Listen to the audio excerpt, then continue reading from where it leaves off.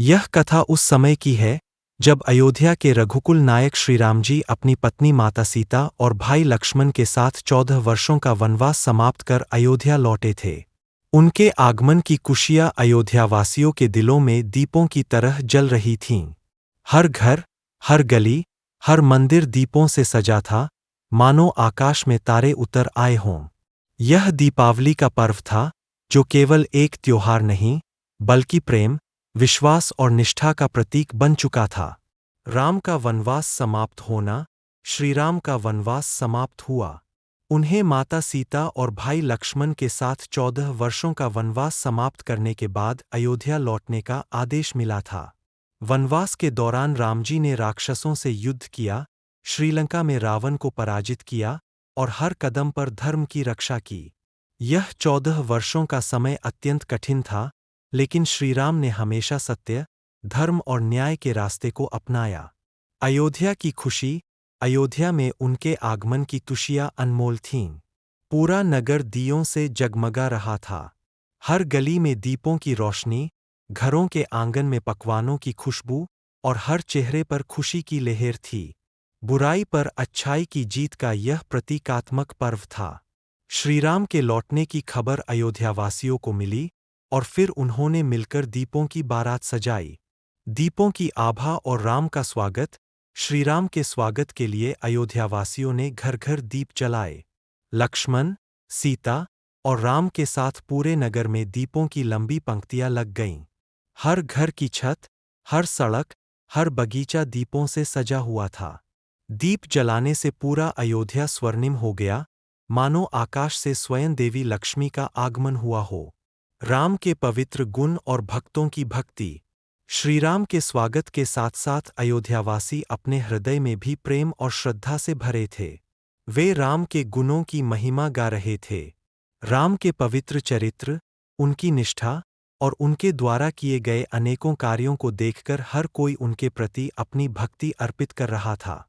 दीप जलाने के साथ साथ वे प्रभु राम के चरणों में अपने जीवन को अर्पित कर रहे थे।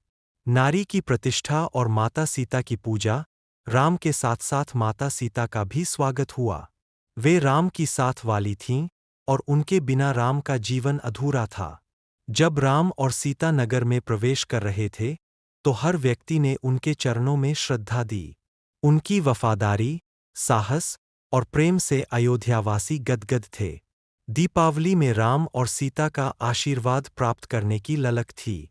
श्रीराम का वनवास और सीता का हरण। श्रीराम और माता सीता का वनवास शुरू होने के बाद बहुत समय तक शांति रही। लेकिन एक दिन राक्षसों के राजा रावण ने सीता माता का अपहरण कर लिया। यह घटना राम के जीवन की सबसे कठिन घड़ी थी। रावण ने अपनी शक्ति और अहंकार के कारण सीता को लंका में बंदी बना लिया। राम, जो हमेशा सत्य और धर्म के मार्ग पर चलने वाले थे, अब अपने प्रिय पत्नी को वापस लाने के लिए युद्ध का संकल्प लेते हैं। राम की सेना की तैयारी। श्रीराम ने अपने साथियों से सहायता ली और एक विशाल सेना तैयार की। सबसे पहले उन्होंने हनुमान जी और उनके साथियों की मदद ली, जो वानर थे, लेकिन उनकी वीरता और भक्ति की कोई सीमा नहीं थी। हनुमान जी ने लंका जाकर रावण के दरबार में सीता माता का संदेश दिया और उन्हें अपनी ताकत से डराया। रावण की सेना बहुत बड़ी थी, लेकिन राम का दिल इतना मजबूत था कि उन्होंने हर मुश्किल का सामना किया। लंका युद्ध का आरंभ। राम ने अपनी सेना के साथ समुद्र को पार किया और लंका पहुंचने के बाद रावण से युद्ध की तैयारी की। इस युद्ध में भगवान राम ने अपनी तीरंदाजी की अद्भुत कला का प्रदर्शन किया। राम और रावण के बीच भीषण युद्ध हुआ, जिसमें रावण के भाई कुंभकर्ण और मेघनाथ भी राम की सेना से लोहा ले रहे थे। लेकिन राम की सेना की ताकत और उनके साथियों का संघर्ष रावण की सारी योजना को विफल कर दिया। रावण का वध। अंत में श्रीराम ने रावण का वध किया। यह युद्ध केवल एक शारीरिक संघर्ष नहीं था, बल्कि यह धर्म और अधर्म के बीच के संघर्ष का प्रतीक था।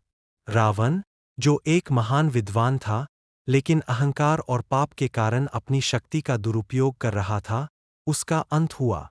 श्रीराम ने रावण के अंत के बाद यह संदेश दिया कि जब तक कोई व्यक्ति धर्म के मार्ग पर नहीं चलता, तब तक उसे सुख और शांति नहीं मिल सकती। रावण के वध के बाद अयोध्या लौटना। रावण का वध करने के बाद राम और उनके साथियों ने लंका से माता सीता को मुक्त किया और अयोध्या की ओर लौटने का मार्ग पकड़ा। सीता माता का अपहरण करने के बाद राम का यह मिशन पूरा हुआ। दीपावली की असली महत्वता। राम का अयोध्या लौटने का दिन दीपावली के रूप में मनाया जाता है। यह दिन केवल रावण के वध और बुराई पर अच्छाई की जीत का प्रतीक नहीं है, बल्कि यह हमें यह सिखाता है कि हमारे जीवन में भी अंधकार को हराकर हमें अपने भीतर की अच्छाई को उजागर करना चाहिए। दीपों से अयोध्यावासियों ने घरों को सजाया, क्योंकि वे जानते थे कि राम के आगमन से उनका जीवन रोशन होगा।